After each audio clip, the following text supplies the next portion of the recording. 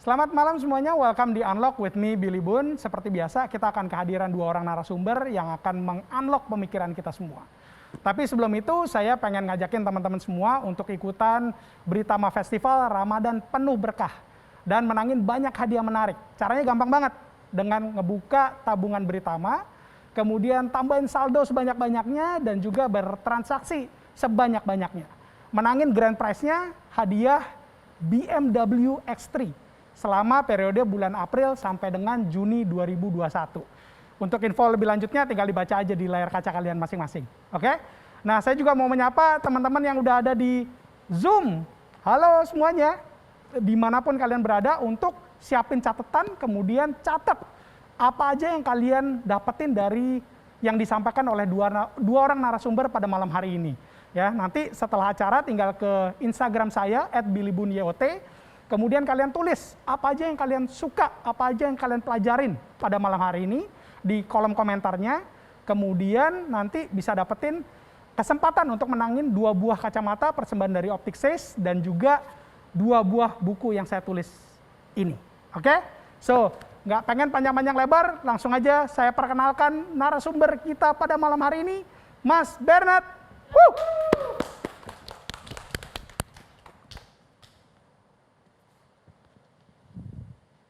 Oke, selamat malam pemirsa Indonesia sekalian. Apa kabarnya? Mudah-mudahan luar biasa. Dan perkenalkan, saya Bernard Wijaya sebagai CEO dari Suko Sekuritas. Saya akan berpresentasi mengenai investasi gue banget. Nah, mengapa kita sebagai seorang millennials harus mulai membiasakan untuk berinvestasi?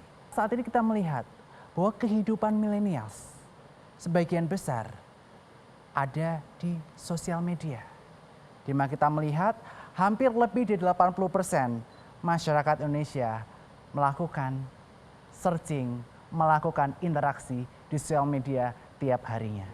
Penggunaan sosial media itu menjadi pedang bermata dua untuk para millennials, di mana kita bisa melihat di satu sisi, jika kita menggunakan sosial media secara baik, kita bisa mendapatkan penghasilan dari sana, mulai dari menjadi selebgram, influencer. Tetapi buat rekan-rekan yang tidak bisa menggunakan sosial media dengan baik, ini menjadi pedang berkebalikan, di mana kita bisa mengalami namanya gaya hidup YOLO atau You Only Live Once. Hidup hanya untuk kebahagiaan saat ini aja, tanpa memikirkan masa depan kita. Nah, oleh karena tidak heran, banyak milenial di seluruh Indonesia yang memiliki masalah, mulai dari hutang kartu kredit tidak kelar-kelar. Kemudian karena saking gengsinya, gimana? Mereka mencoba traktir teman-temannya padahal gaya hidupnya belum mencapai tersebut. Oleh karena itu menjaga pertemanan itu sangatlah mahal. Kemudian yang ketiga, udah kerja berlama-lama tetapi nggak memiliki aset. Kemudian macet-macetan di jalan, tetapi gajinya nggak seberapa. Dan kita bisa melihat banyak orang yang traveling habis duitnya. Dan juga mereka mendambakan pernikahan yang mahal. Padahal kita tahu bagaimana? Tahu bahwa kita memiliki mimpi.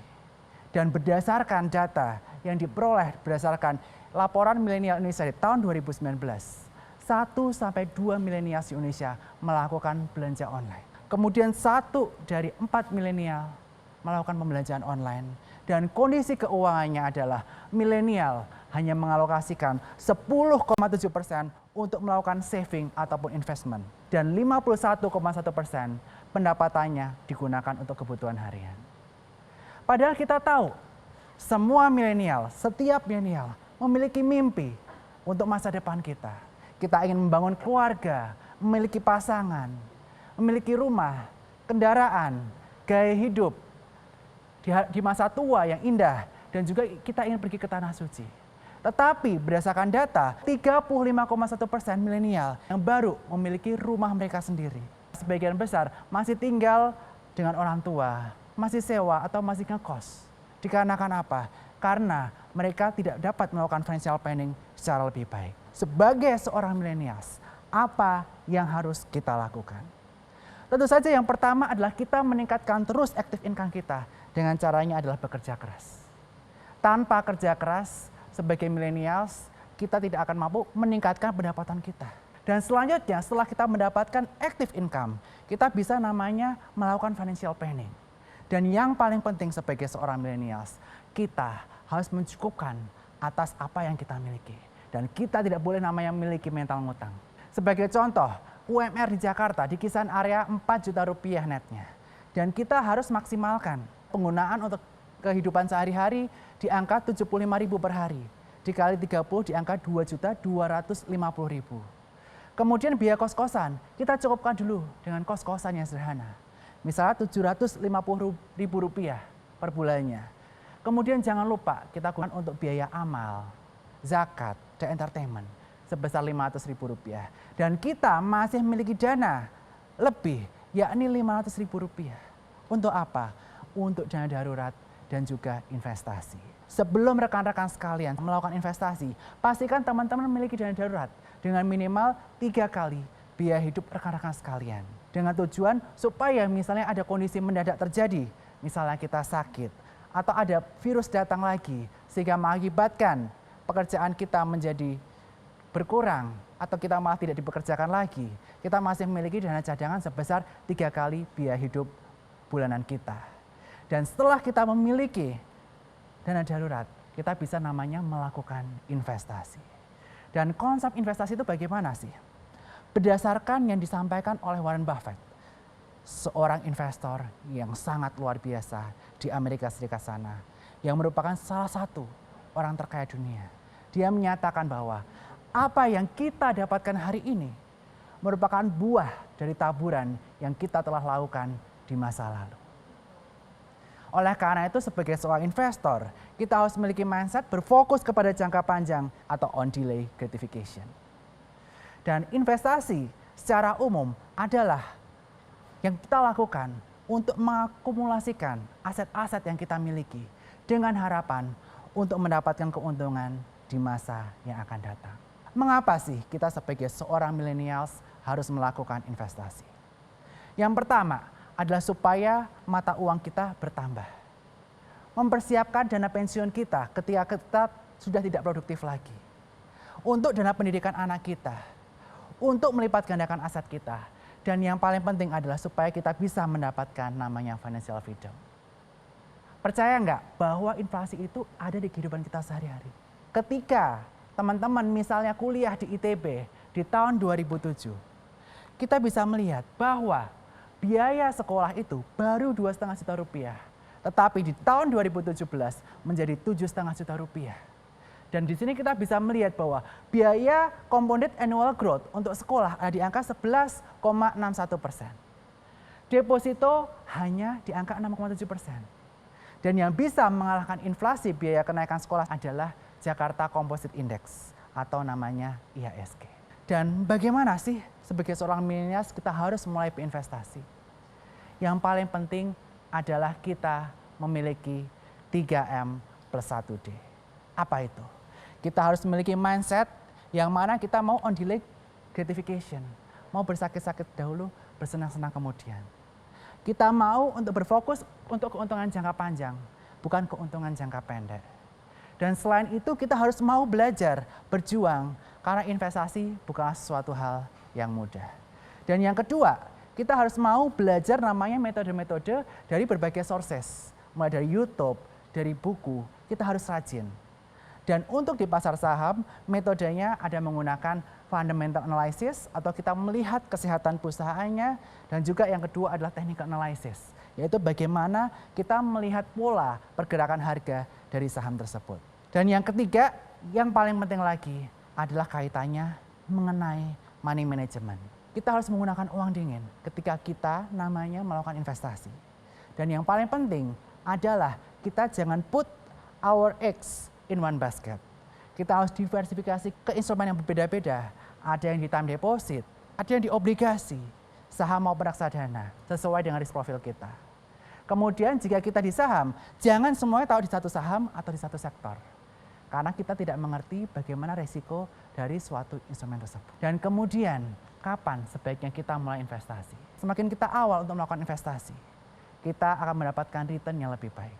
Kita harus mulai investasi sedini mungkin, dan kita harus occupied atau penuhi diri kita dengan knowledge dari leher ke atas supaya kita bisa melakukan investasi secara tepat. Sekian dari saya dan mudah-mudahan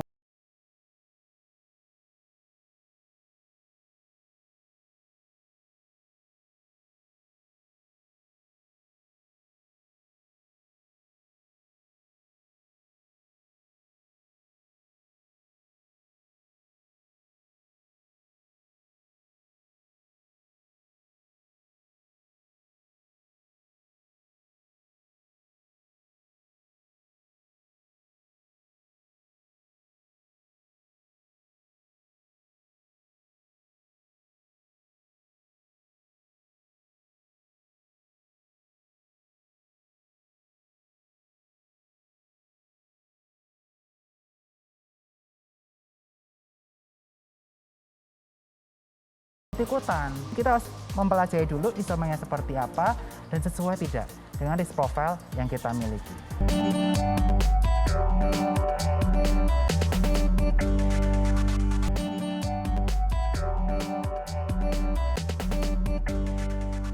Karena thank you banget, udah presentasinya luar biasa. Thank you Mas Billy. Nggak kelihatan sama sekali lulusan teknik kimia.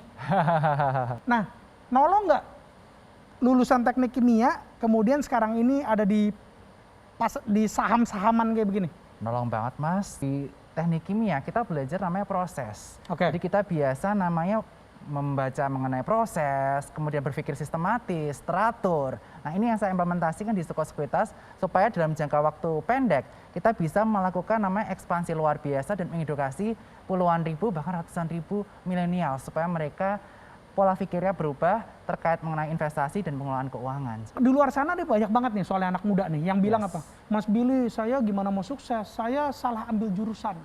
Nah, pandangan Bernard gimana? Itu salah. Karena kalau kita memiliki keinginan kuat, pasti kita akan berusaha keras untuk menggapainya. Itu yang saya percaya. Jadi jika kita emang salah jurusan, ya kita coba saja apply di pekerjaan yang lebih general. Contohnya nih, staff saya, dia dulu backgroundnya di bidang hukum. Tetapi dia memiliki passion di sosial media. Dia belajar mengenai optimasi search engine, optimization, bagaimana bikin konten, bikin Instagram. Dan ini menjadi sesuatu yang strength-nya dia sekarang. Kalau sekarang ngomongin tentang apa investasi ya. Tadi kan udah kasih tahu apa 3M, 1D gitu-gitu ya. Nah, kalau Bernard sendiri deh. Soalnya gini, anak-anak muda di luar sana banyak yang ngelihat yang wah, ini ngasih tipnya luar biasa nih. Dia sendiri invest apa enggak gitu. Nah, kalau saya did a little bit research. Dulu invest di awalnya yang boleh dibilang yang apa risknya masih rendah gitu ya. Betul banget. Kalau sekarang udah boleh dibilang berapa? 90% di saham. Di saham, 10% di deposito. Betul sekali. Gitu. Nah, mungkin kalau buat teman-teman yang baru mau mulai gitu. Secara persentasenya yang paling benar kayak gimana sih menurut seorang investor, seorang Bernard? Jadi begini, kita tuh kalau namanya mau invest, kita harus invest in something that we know, that we understand. Oke. Jangan sampai invest karena ikut-ikutan. Kita harus mempelajari dulu instrumennya seperti apa dan sesuai tidak dengan risk profile yang kita miliki. Nah sebagai contoh nih, di tahun 2013 ketika saya pertama kali kerja di Jakarta, saya langsung investasinya di mana? Di reksadana. Kenapa? Karena saya nggak ngerti soal saham, tapi saya tahu jika kita berinvestasi di pasar saham, IHSG trennya naik terus. Makanya waktu itu saya memutuskan untuk investasi di tahun 2013 di reksadana saham. Oke. Dan it's okay ya. Jadi maksudnya kalau sekarang saya tipenya yang risk averse, yang saya nggak berani terlalu yang risky. Jadi saya ngambil mulai investasi tapi reksadana dulu. Teman-teman semua totonya wah langsung main di saham gitu. Kayaknya kan gengsi dong. Nanti saya dibully sama teman-teman. Nah, jangan gengsi-gengsian dong. Ini kan duit kita. Duit mereka, duit kita, duit kita. Yang tahu bagaimana kita memanage uang kita ya kita. Kalau kita ikut-ikutan dan salah, yang nyesel ujung-ujungnya. Dan mereka nggak ngerasain rugi, yang ngerasain rugi kan kita. Iya, betul. Kalau yang ngerasain rugi kita, ya kita harus yang ngerti dulu. Kita harus invest di something that we know. Kalau emang benar-benar nggak mau risiko, ya pelan-pelan pertama di time deposit, reksadana pasar uang. Kalau udah mau belajar, tapi masih takut-takutan, kita lihat aja tren IHSG naik terus dari tahun ke tahun kecenderungannya, dan kita bisa melihat reksadana saham bisa menjadi pilihan. Tapi mungkin porsinya gedein dulu dari reksadana pasar uang baru reksadana saham. Kalau emang udah punya knowledge, udah memiliki kemampuan untuk analisis secara fundamental, technical, makroekonomi, boleh langsung ke pasar saham. Dan itu pun masuknya jangan langsung jebret gede gitu kan? jangan. Kecil-kecil dulu. Porsinya kecil-kecil dulu Oke. dan dikurangin dari yang dari time depositnya, dikurangin ke porsi sahamnya tersebut sampai nanti mencapai titik keseimbangan di mana teman-teman merasa kayaknya udah cukup deh, jangan lebih banyak lagi. Kalau lebih banyak lagi hatiku nggak tenang, nggak bisa tenang, nggak bisa kerja maksimal untuk mengembangkan talenta kita untuk mendapatkan active income lebih banyak lagi. Jangan tambah dulu. Oke. Stop, masukin banyaknya di pasar uang. Berarti risk profile teman-teman nggak terlalu agresif, mungkin lebih moderat atau konservatif. Dan itu yang ada 3M, 1D. 1D-nya itu adalah disiplin. Betul. Nah ini termasuk yang barusan Bernard bilang kan, kalau kita udah tahu, kita udah kenal tipe resiko level kita seperti apa, kita tahu oke kita stop dulu. Tapi totalnya, wah teman-teman semua bilang besok beli ini gitu. Nah itu kita harus punya disiplin itu ya. Betul, kita harus punya kedisiplinan untuk istilahnya apa? Pengendalian diri. Jadi makanya nih sebagai kita seorang investor saham, waktu dengar-dengaran begitu, kita harus tahu kita punya namanya stock universe. Stock universe itu bukan Miss Universe. Apa tuh? Tetapi universe atau saham-saham yang masuk ke kategori risk profile kita masing-masing. Oke. Tiap orang stock universe berbeda-beda. Kalau saya tidak mungkin berinvestasi di perusahaan yang pertama merugi, kemudian yang kedua perusahaan yang istilahnya likuiditas kurang, saya tidak investasi di situ. Padahal kan itu yang totalnya kalau bisa melonjak, melonjak tinggi. Yes, tetapi kalau kita istilahnya nggak comfortable, kita nggak bisa tidur dong. Dan kita nggak percaya sama good corporate governance-nya, kita juga nggak bisa tidur. Yeah. Tapi kalau kita percaya sama good corporate governance, mengenal emitennya lebih baik, perusahaannya untung, kemudian likuiditasnya lumayan ada, kita berani masukin gede. Tapi kalau tiga itu tidak nyaman, ya better enggak. Karena kan kalau kita nggak bisa tidur, kita nggak bisa apa? Nggak bisa bekerja maksimal. Ya. Padahal kita paling penting di usia muda kayak gini, active income dulu dong Mas. Iya nggak? Betul. Kalau betul. nggak ada punya active income, gimana kita bisa invest? Gimana kita bisa punya dana darurat? Seperti itu. Tadi juga Bernard bilang bahwa yang saat yang paling tepat untuk mulai investasi ya semakin cepat semakin baik gitu kan. Bener banget Mas. Nah, tapi juga harus kenal diri, kemudian pelajarin, ngelakuin yang se-comfortable yang kita jangan maksain kira-kira Betul, kayak gitu ya. jangan ikut-ikutan. Karena tiap orang yang pertama punya risk profile masing-masing. Ya. Kita harus mengetahui, mengenal kira-kira tipe kita tuh investor yang seperti apa. Nah, kalau kita udah mengenal kita seperti apa, kita bisa masukkan porsinya. Kira-kira misalnya kita lebih ke moderat. Ya berarti kurang lebih 50% di time deposit, 50%-nya bisa ke pasar saham, atau 50%-nya di saham dibagi, 30% di reksadana saham, 20% di sahamnya langsung. Nah ini tipe konservatif. Tapi kalau teman-teman tipe moderat, tetapi mau 90% di saham, ya nggak cocok. Dan yang kedua, kenali knowledge teman-teman. Setelah kenali diri teman-teman, kenali knowledge teman-teman. Knowledge teman-teman udah sekuat apa sih? Udah sedalam apa pengetahuan teman-teman mengenai instrumen investasi tersebut. Kalau belum mengenal secara dalam instrumen investasi tersebut, ya better teman-teman istilahnya nggak usah invest langsung di instrumen tersebut. Tetapi bisa namanya dititipkan ke fund manager atau manajer investasi. Yakni melalui pembelian reksadana.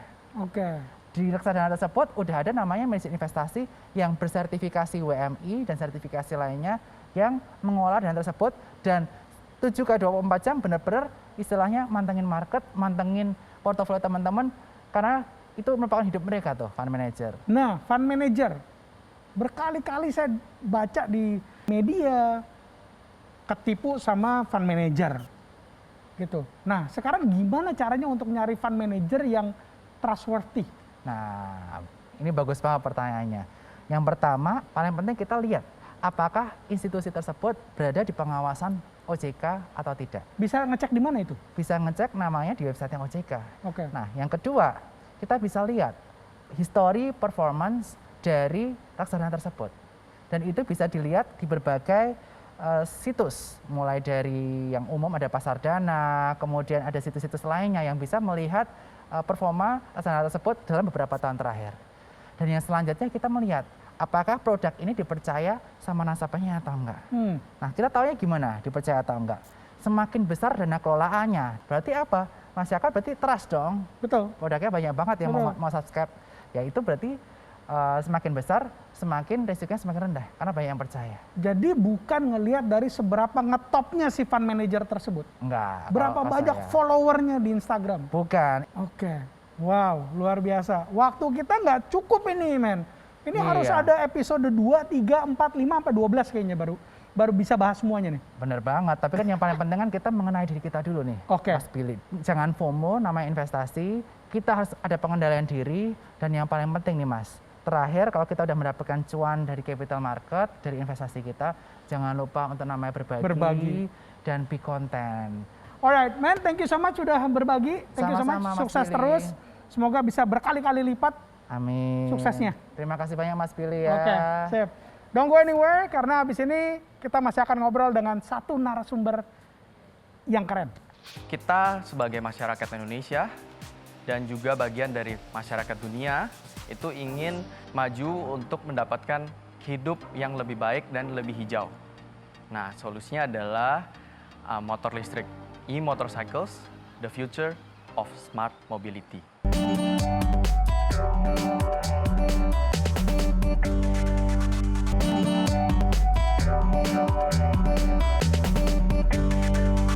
Yes, kita masih di Unlock with me, Billy Boon. Dan seperti biasanya, saya pengen ngingetin sekali lagi untuk teman-teman semua. Setelah acara ini, langsung follow saya di Instagram saya di @billyboonyot. Cari postingan pada malam hari ini, kemudian tulis apa aja yang kalian suka, apa aja yang kalian pelajarin dari kedua narasumber yang hadir pada malam hari ini. Ya, di kolom komentarnya, kemudian nanti kalian bisa dapat kesempatan untuk menangin 2 buah kacamata persembahan dari Optic Says dan juga 2 buah buku saya, buku yang on top updated dan juga buku Why. Nah, sekarang tanpa berpanjang-panjang lebar, saya langsung aja memanggil narasumber berikut, Mas Kevin. Oke.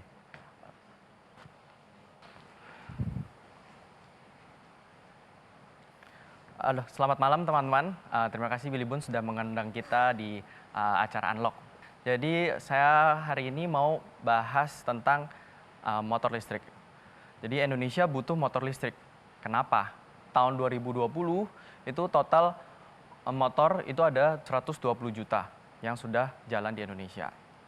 Nah, sepeda motor itu biasanya dipakai untuk dari antar barang, antar makanan, ojek online, atau kebutuhan sehari-hari. Yang membuat perekonomian tumbuh dari sepeda motor ini. Dengan jumlah motor yang sangat banyak itu, Indonesia menjadi pasar motor terbesar ketiga di dunia.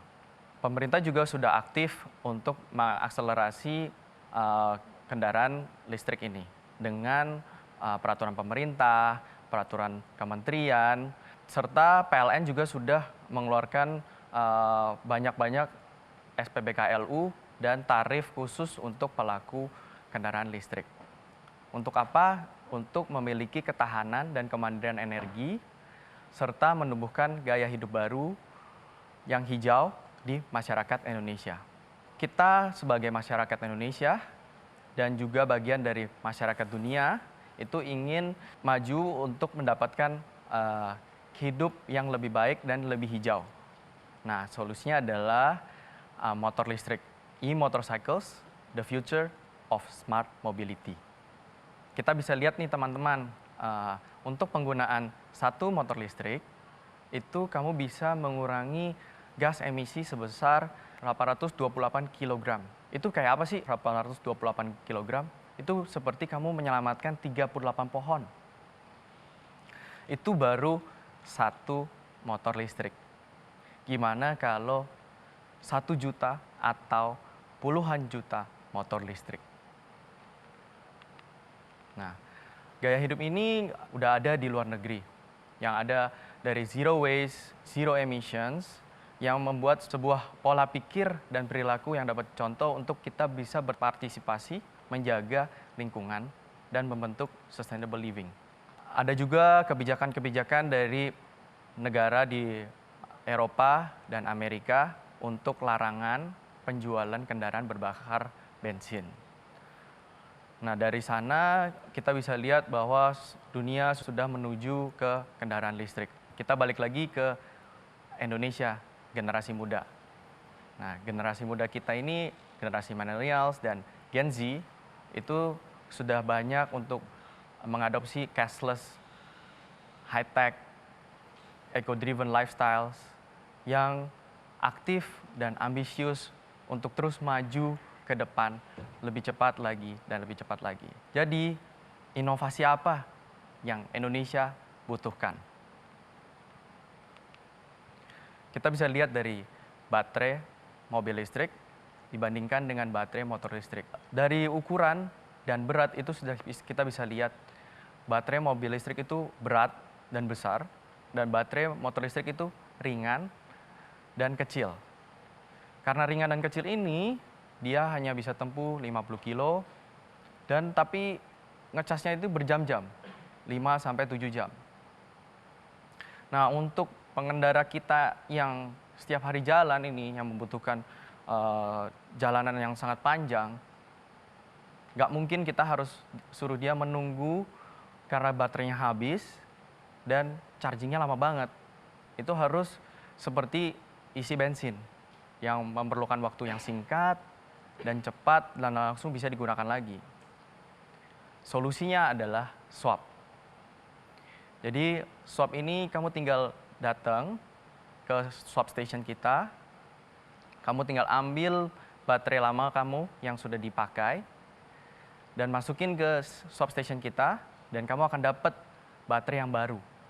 Dan kita bisa langsung jalan lagi dengan 100% baterai.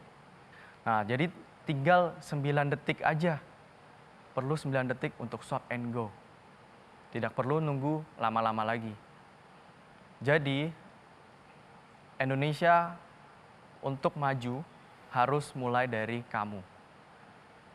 Menjadi trendsetter pengguna motor listrik untuk menjadikan Indonesia yang lebih hijau dan lebih sehat. Sekian, terima kasih. Saya Kevin, co-founder dari Swap Energy. Thank you.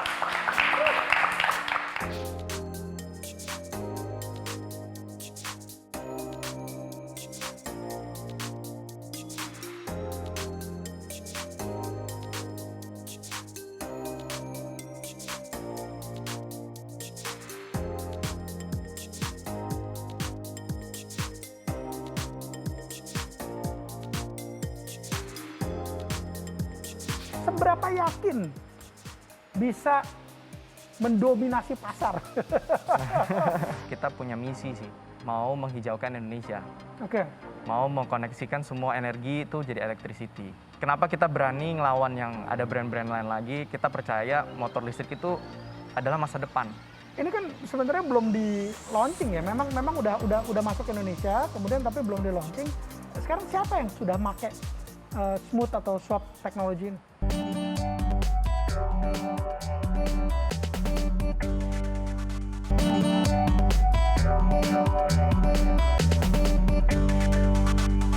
Vin, thank you so much udah sharing mengenai tadi ya, satu motor listrik bisa saving 38 pohon. Itu yang saya paling ingat tuh. Yep. Jadi selama ini beberapa narsum yang sudah hadir di sini ngomongin tentang peduli lingkungan dan seterusnya gitu ya, dari buang sampah segala macam lah gitu. Nah, hari ini berarti kita ngebahas tentang electric vehicle, listrik, renewable energy boleh dibilang gitu ya. Kan ini sekarang Kevin nih co-founder di Swap Energy dan Smooth Motor berarti ya. Yep. Ada dua company yang ini ya jalanin.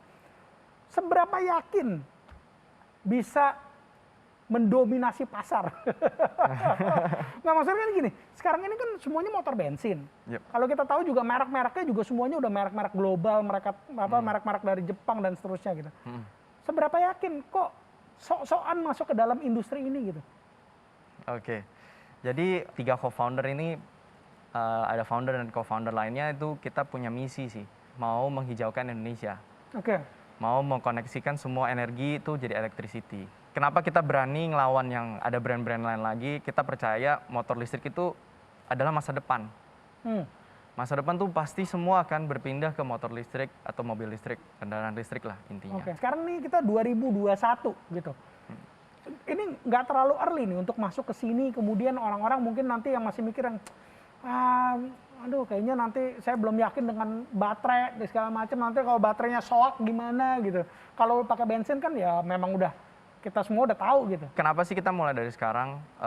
Karena kita lihat itu dari Eropa, dari Amerika sudah keluarin larangan penjualan bahan bakar bensin. Kalau kita nggak mulai dari sekarang, nunggu nanti baru ada, ya kita ketinggalan. Kita harus lebih cepat lagi dari negara-negara yang sekitar kita juga gitu loh. untuk mulai ini dulu, apalagi kita penjualan paling besar kan, maksudnya ketiga terbesar di dunia untuk motor. Motor ya. Terus kalau ngomongin teknologinya sendiri gitu kan, kalau yang saya tahu, saya kebetulan ngikutin Elon Musk dan Teslanya gitu kan, yang memang apa ya boleh dibilang kayak pioneer yang ngebikin renewable energy electric vehicle ini jadi seksi, jadi menarik gitu kan. Nah, kan kalau ini apa swap dan smooth ini kan kalau yang saya tahu di Indonesia juga bukan yang pertama masuk ke Indonesia kan, bukan pertama motor listrik di Indonesia gitu kan. Cuman kalau yang saya sadarin bahwa yang lain itu semuanya ya memang mereka charging di rumah dan seterusnya gitu. Nah, kok bisa kepikiran bahwa oh motor itu beda baterainya sama mobil. Kalau mobil dicas semalaman besok bisa jalan seharian. Kalau motor karena tadi ya baterainya kecil dan ringan, di ngecasnya tetap harus berjam-jam tapi cuma bisa sekian puluh kilometer gitu. Nah itu kok kepikiran dan kemudian seberapa yakin dengan teknologi ini gitu? Oke, jadi kalau kita bahas tadi yang mobil tuh sekarang mainnya tuh lebih seberapa jaraknya makin jauh makin bagus. Kayak 500 atau 600 apa mau bikin 1000. Nah itu kan karena mobil dia punya space di bawah dan bisa taruh banyak baterai ya. Nah itu gampang. Nah tapi untuk permasalahan di motor itu kita space-nya kecil banget. Karena cuma ada 2 roda dan dia duduk di atas. Nah makanya gimana caranya, nggak mungkin kita gedein baterainya juga. Gedein baterai ada satu masalah lagi, balik lagi adalah harganya jadi mahal. Nggak bisa fit ke Indonesia market gitu. Jadi kita gimana caranya? Ya udah kita baterainya tetap segitu, tapi kita bikin ini ditukar-tukar aja. Jadi sharing baterai kayak power bank. Kan apa namanya? Kita bisa bantuin dia cas, dia tinggal tuker langsung dapat lagi yang baru, dapat lagi yang baru. Dia nggak pernah ada ngerasain untuk ngecas lagi. Karena kalau kita bilang charging, kita beli fast charging. Oh, fast charging itu nggak murah. Harganya bisa setengah motor kali. Kalau fast charging cuma 1 jam, tapi kamu tetap harus nunggu 1 jam. Sejam tuh panjang, men. Iya, nggak bisa karena kita udah biasa kayak isi bensin. Betul. Datang paling 5 menit, nunggu mengantri, masukin bensinnya, terus habis itu bisa jalan lagi. Kalau behavior kita rubah jadi harus nunggu 1 jam 2 jam, ya nggak ada yang mau pakai. Makanya menurut kita kenapa motor listrik nggak bisa maju itu gara-gara ya biasanya kita behaviornya cuma ke tempat pom bensin 5 menit gitu. Makanya kita pengen rubah dengan tetap di bawah 5 menit malahan kita 9 detik tadi. Yes, 9 detik. Kamu tinggal tuker aja langsung jalan lagi gitu loh. Lebih cepat dari isi bensin. Ke SPBU itu sampai 5 menit kan karena satu ngantrinya gitu kan. Kedua kemudian isi bensinnya. Ketiga kan harus bayar. Nah kalau ini sistem bayarnya segala macam gimana? Memang kok bisa sampai 9 detik? Apakah beneran cuma cabut, taruh, ambil, taruh, jalan? Benar sekali. Terus bayarnya gimana? Bayarnya dari aplikasi. Karena kita hitungnya based on berapa perjalanan yang dia tempuh. Kilometernya berarti ya? Berapa kilometer yang ditempuh. Jadi kalau mau swap ya dia unlimited swap. Jadi kapanpun mau swap, kamu swap aja. Mau baterai 70%, baterai 80%, mau baterai 30%, swap aja langsung jalan lagi. Oh jadi kalau misalnya saya lagi pakai nih, kemudian baterainya masih ada 40% gitu. Tapi ngeliat, ada swap station. Saya berhenti, saya ganti ke 100%, it's okay ya? Gitu. Mau dari 80 ganti ke 100% juga nggak masalah. Karena kita bukan charge per kali tuker. Oke. Jadi nggak ada mubazir yang, saya kan masih 80%, kalau saya tukar saya rugi 80%. Nggak gitu ya, tapi dilihat nanti dari kilometer jalannya gitu ya. Ini kan sebenarnya belum di launching ya, memang udah masuk Indonesia, kemudian tapi belum di launching. Sekarang siapa yang sudah make smooth atau swap teknologi ini? Untuk first trial kita, itu kita sama logistik. Jadi kita logistik itu kita kasihin substation kita sama motornya kita untuk dia trial. Dia seberapa enak sih pakai swap, apakah benar ngurangin biaya atau benar lebih cepat lagi daripada isi bensin. Dan karena emang motor listrik ini juga sampai bisa dibilang tuh low maintenance ya, hampir nggak ada yang perlu diganti-ganti ya. Paling dia ya yang biasa lah ban atau kampas rem aja sih. Ini kan kita ngomongin listrik ya. Apakah let's say perusahaan listrik negara PLN tuh sekarang mendukung nggak sih kayak apa motor listrik di Indonesia gitu? Oh banget, kita sampai dikejar-kejarin sama PLN. Ayo keluarin motor listrik gitu loh. Ayo cepetan gitu. Mereka mendukung berarti ya? Banget. Sampai dia makanya kan peraturan pemerintah, peraturan menteri itu dibuatin semua biar cepetin kendaraan listrik itu melantai di aspal katanya. Jadi dia ada lagi kita kan banyak peraturan SPBKLU Jadi station-station itu dikasih kayak pom bensin, nomor-nomornya. Jadi kita tahu dia bisa kontrol, oh kira-kira persebaran di Indonesia tuh SPBKLU atau SPKLU tuh berapa banyak gitu. Itu sih, jadi PLN pun sendiri itu dia beli motor listrik kita, mau testing juga, pengen nyobain, oh motor listrik ini beda loh sama motor listrik yang biasa gitu. Jadi PLN sudah beli motor teknologinya swap ini? Yep. Pejabat-pejabat negara lagi nonton nih. Nah, harapannya apa? Dibantunya kayak pengen apa sih? Kayak gimana sih? Ya kita sih pengen dibantu oleh pemerintah ya untuk cepetin ini dari tax lah, subsidi biasanya untuk terus bantu roadshow semuanya untuk semua orang bisa pakai motor listrik ini sih. Itu satu. Terus yang kedua mungkin dari regulasi yang lain mungkin kita kan sekarang masih baru ya. Jadi gara-gara masih baru ini semua orang masih belum tahu tentang motor listrik. Oh, apakah harus sama dites seperti motor biasa, baterai dan segala macam charging stationsnya. Juga sekarang masih on progress lah. Kita melihat sih pemerintah tuh lagi jajakin juga karena semua barang baru ya. Oh, sampai bikin konsorsium bikin baterai. Terus habis itu nanti ada tempat tes baterainya gitu loh. Menurut kita sih udah lumayan oke sih sekarang. Tinggal kita percepat lagi gitu. Mungkin pemerintah kan ada birokrasi. Jadi dia lebih step by step dulu gitu. Tapi kalau dari kita pengennya oh ya lebih cepat lebih baik gitu. Kalau pemerintah misalnya sekarang dari kan ya kita tahu lah di media lah terus-terusan pengen mendorong electric vehicle ini kan, listrik ini kan, mobil motor listrik kan. Kalau mereka ngebuka untuk ngajakin swap, ayo diskusi bareng, bikin regulasi segala macam, bersedia dong? Iya, kita welcome banget sih. Dari 120 juta motor yang udah ada di Indonesia saat ini. Nggak usah jauh-jauh dah, mungkin setahun ke depan deh, kira-kira pengennya atau realistisnya, swap itu udah smooth motornya itu bakal ada yang sudah melantai.